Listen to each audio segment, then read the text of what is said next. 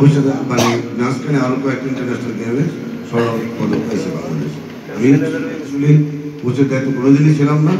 আমি বিগত 15-16 বছর যাবৎ কোচের দায়িত্বে ছিলাম, এখন কোচের দায়িত্বে আছে। ধন্যবাদ। না সেটা ভাই, বাংলাদেশের কারাতেতে আপনার অবদান অনেক, এটা নিয়ে কেউ করি না, কারণ আপনার মাধ্যমে অনেক প্লেয়ার আসছে, সফলতা আসছে, সবাই এগ্রি করে, কোনো আপনার নাই। এবং সেক্রেটারি হিসেবে আপনার সফলতা আছে, এখন সেক্রেটারি আছেন।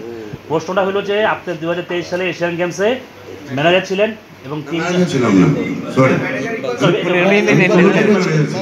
আচ্ছা ম্যানেজার ছিল বা আপনি কোচ ছিলেন, বাট ওই যে প্লেয়ার যে যেতে পারে নাই, এই জন্য আপনাকেও ট্রাই করা হয়েছে, আপনাকে মানে শাস্তি দেওয়া হয়েছে। শাস্তিজনক কিছু করা হয় না, কারণ কোচের ব্যাপারটা ম্যানেজারের দায়িত্ব, এটা আমার দায়িত্ব শুধু গ্রাউন্ড এবং ট্রেনিং, এর বাইরের দায়িত্বটা আমি নিতে পারবো না, এবং সেটাও দেখিয়েছে। Thank you. মাইকটা একটু দিন। আচ্ছা, আমি ওই এই প্রশ্নটা একটু ওই যে প্রথম অংশের একটু চেষ্টা করি। আমি আপনাকে I am giving you commitment যে আমার একটা আছে, আমরা ধরি ইন্সপেকশনে যাই না after coming back to my office within 24 hours I usually give my report to my boss and আমি আপনাকে বলছি if anybody commits any kind of discipline যদি কোনো ব্যত্যয় ঘটে I will not spare anybody else, whoever he is. I will give report to the government and to my authority that he has committed these offences. আমি আপনাকে এতটুকু বলতে। Thank you. আমার একটা প্রশ্ন ছিল, এডিশনাল সেক্রেটারি মহোদয় অথবা মহাপরিচালক মহোদয় বলতে পারেন। সেটা হচ্ছে আমরা দেখছি সর্বশেষ কমনওয়েলথ গেমসে একটা ঘটনা ঘটেছিল যে একজন বক্সার যে হচ্ছে আগের দিন পরের দিন তার খেলা ছিল, আগের দিন সে মার্চ পাস্টে প্রায় 2 ঘন্টা 3 ঘন্টা দাঁড়িয়েছিল। দাঁড়িয়ে থাকার পরে পরের দিন তার খেলা ছিল, পরে প্রেশার হাই হওয়ার কারণে সে ওই গেমসে অ্যাটেন্ড করতে পারে না অসুস্থতার কারণে। তো আমরা দেখি নর্মালি মার্চ পাস্ট হয় বা ওপেনিং অনুষ্ঠান হয়, সেখানে প্লেয়ারদের পুরো বহরটা নিয়ে যাওয়া হয়, কিন্তু অনেক প্লেয়ার আছে যাদের পরের দিন খেলা থাকে। এবারে কি আপনারা সতর্ক থাকবেন কিনা যে যেই প্লেয়ারের পরের দিন খেলা রয়েছে তাকে মার্চ পাস্টে দিব না, অথবা যেহেতু এখানে প্রেশার বা ওয়ের অনেক কিছুই ডিপেন্ড করে, দীর্ঘ সময় দাঁড়িয়ে থাকার পরে বক্সিং এর প্লেয়ারটার নামটা কি জানেন? চাকমা খেলতে পারেনি পরের দিন, কারণ তার প্রেশার হাই হয়ে গিয়েছিল। এই ব্যাপারে আপনারা সতর্ক থাকবেন কিনা? খুব সুন্দর কোশ্চেন করেছেন। আমি একটা রেফারেন্স দেই, এই যে 3rd এশিয়ান ইউথ গেমসে এরকম সিচুয়েশন হয়েছিল। আমাদের ওপেনিং ডেতে আমাদের একটা বক্সার ছিল, তার পরের দিন খেলা আছে সকালে। হোয়াট আই ডিড, আমরা তাকে ওই প্রোগ্রাম থেকেই আলাদা করে গাড়ি করে দিয়ে তাকে হোটেলে পাঠিয়ে দিচ্ছি। সো উই আর কনসার্ন, যদি কেউ কনসার্ন থাকে অ্যাকর্ডিংলি এটা করা যাবে। এবং এই যে আমাদের 7 তারিখে যে প্রোগ্রামটা আছে ওপেনিং, সেখানেও আমরা এইভাবে করেছি যে ওই দিনে আমাদের কোন ফেডারেশন আছে, আমাদের 4টা ফেডারেশন আছে, 4টা টিম আছে। এই টিমের মধ্যে যেহেতু এখন পর্যন্ত আমরা স্পেসিফিক টাইম পাই নাই যে খেলা কখন, এটা 3 তারিখে মোটামুটি কনফার্ম করা যাবে, তখন আমরা অ্যাকর্ডিংলি এই পয়েন্টটাকে নিয়ে যাতে করে কারো পরের দিন সকালে থাকতে তাকে বাদ দিয়ে আমরা মার্চ পাস্টে অংশগ্রহণ করাবো।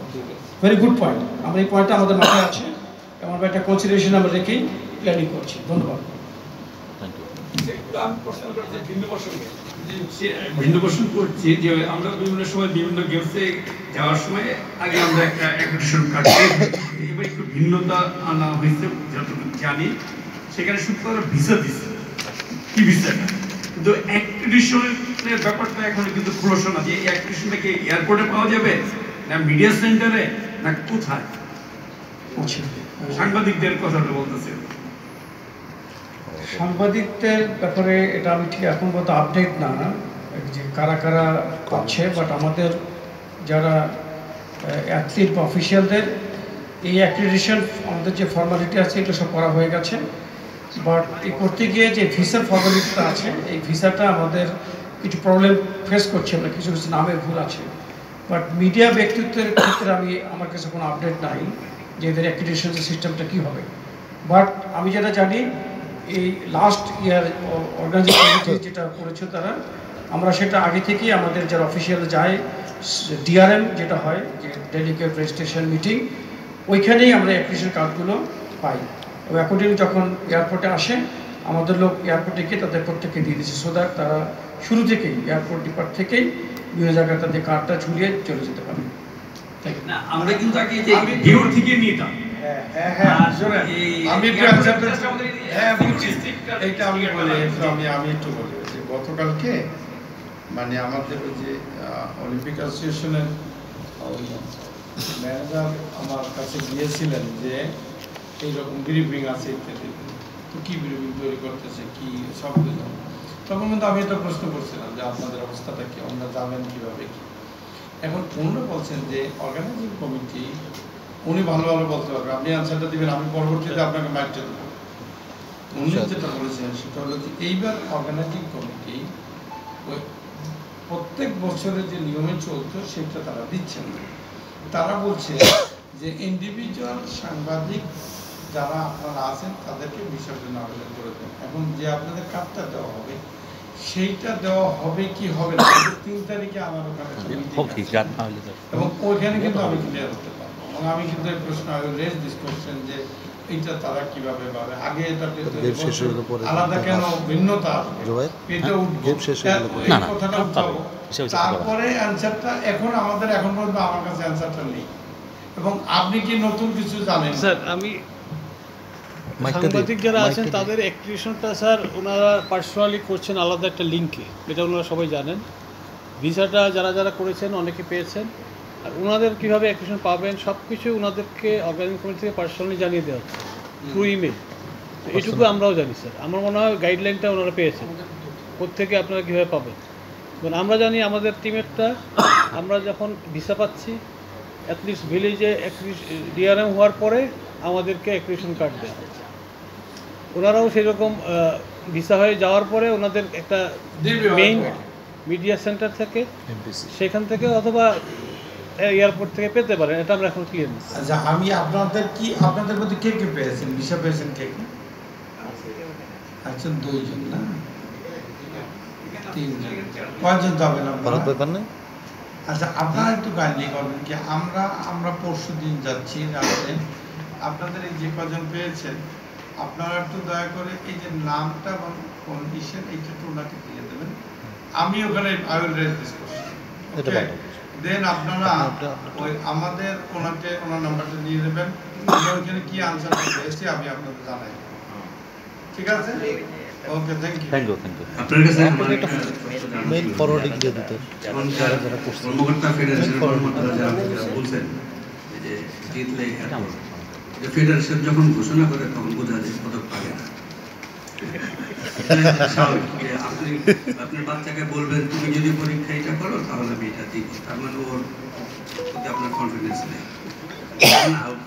প্লেয়াররাই বলবে যে আমরা পদক জিতব, ওনাদের কথাতে বোঝা যায় যে কিছু করার নাই। আমাদের সলিডারিটি গেমস আসলে আমরা যতটা মানে দুর্বল মনে দুর্বল না, আমাদের এরকমই হয় যে আমরা লাস্টে এসে পদক কোথায় জিতবো শুধু পদক করি, কিন্তু যখন প্রশিক্ষণ ক্যাম্প চলছে ওই ফেডারেশনগুলোই জানে যে কী পরিমাণ কষ্ট করতে হয়েছে, কী পরিমাণ আপনার টাকা সংগ্রহ করতে পারে না। অনেক ফেডারেশন তো টাকাই পায় না, আপনারা লিখছেন এখানে সাব গেমসের প্রস্তুতি চলছে, অনেক ফেডারেশনের কথা বলে তারা প্রশিক্ষণের জন্য কোনো টাকাই পায় না, কোনো টাকাই দিচ্ছে না, ওরা হবে কি হবে না দেখা যাক পরে। যাই হোক, এগুলো আপনার ধরেন আপনার জীবনে এই যে সেফটি মিশন হয়ে যাচ্ছে, একটা বড় দায়িত্ব পালন করতে যাচ্ছেন, এটা আপনার জীবনের সেরা প্রাপ্তি কিনা এটা আমাদের কৌতূহল জানা। আর কতজন অফিসিয়াল যাচ্ছেন আপনারা কর্মকর্তা, আর যাই ঘটুক গেমসে, হ্যাঁ, সরকারি কর্মকর্তা বা ফেডারেশন কর্মকর্তাদের একটা প্র্যাকটিস থাকে যে এটা হাইড করতে হবে, এটা জানানো যাবে না। যদি পারেন আপনার যাই ঘটুক এটা আপনি সবাই জানিয়ে দেবেন। আপনি যদি নিজে ঘটনা না ঘটায় যেই ঘটে যেই প্লেয়ারগুলো কর্মকর্তা। আচ্ছা, ধন্যবাদ। আমি আপনাকে বলি, সেটা হলো আপনি যখন নাইট নেন তখনই আমার ভয় লাগে। তবে আপনি যে একদম সব খবর আপনি রাখেন এটা আমি বুঝি। আর আমি আপনাকে একটা বলি, সেটা হলো যে আমি আমার দায়িত্বকে কখনো অবহেলা করি না বা ছোট করে কোনো কাজ দেখি না। 1 2 নম্বর হলো আপনি যে ফেডারেশনগুলোকে যে প্রশ্নগুলো করলেন, ফেডারেশন কেন্দ্রিক যে কথাগুলো কমেন্ট করলেন, এই কথাগুলো কিন্তু আমি বলি। ওকে, লেটস সি আপনি বাজেটের কথা আসছেন যে অনেক ফেডারেশন এখনো টাকা পায় না। আমি অ্যাডিশনাল সেক্রেটারি যুব ক্রীড়া মন্ত্রণালয় হিসাবে আপনাদের কিছু প্রসিডিউর জানতে হবে। সেটা হলো আমি শুধুমাত্র সুপারিশ করি। আর আপনারা একটু বলে ক্লিয়ার করে বিষয়টা বলি, এই বরাদ্দটা কিভাবে আসে? বরাদ্দটা দুইভাবে আসে। এক হলো প্রশিক্ষণ খাতের বরাদ্দ, দুই হলো আমাদের ট্রাভেলিং অন্যান্য যে খাতেরগুলো বরাদ্দগুলো। আমি ওই চিফ হিসাবে আমি একটা হিসাব করি যে কোনটায় কত টাকা কোন কার খরচ হবে। এইটা আমরা ডিমান্ডটা দিই হলো আমাদের প্রশাসনে বাজেট শাখায়। বাজেট শাখায় দেওয়া আপনি এইসব খাতের জন্য কিন্তু মূল বাজেট বইতে এগুলো নেই, বরাদ্দ নেই, এগুলো স্পেশাল বরাদ্দ আনতে হবে। এবং স্পেশাল বরাদ্দ আনার জন্য আমরা কিন্তু ইতিমধ্যে অনেক আগেই আমি পাঠিয়েছি আমাদের প্রশাসন শাখা, বাজেট শাখা থেকে অর্থ মন্ত্রণালয় পাঠিয়েছি। ইতিমধ্যে আমরা 2টা জায়গায় বরাদ্দ পেয়েছি, দুইটা ইভেন্টে বরাদ্দ পেয়েছি। এখন বলতে পারেন যে বরাদ্দ পেয়েছেন আপনি, টাকা তো পায় না, টাকা পাবে না, টাকা পাইবে না এই জন্য যে ধরে নেওয়া হয় সরকারিতে আগে খরচ করে তারপরে হলে কাগজপত্র জমা দিয়ে টাকাটা নিতে হয়। তদুপরি এবারে কিন্তু আমরা স্পেশালি কিন্তু 50% টাকা আমরা অ্যাডভান্স দিয়েছি। একদম যে পাবে তা না, পাবে, পেয়েছে এবং ভবিষ্যতে পাবে। আমার পার্সোনাল চেষ্টাটা 100% অব্যাহত আছে এবং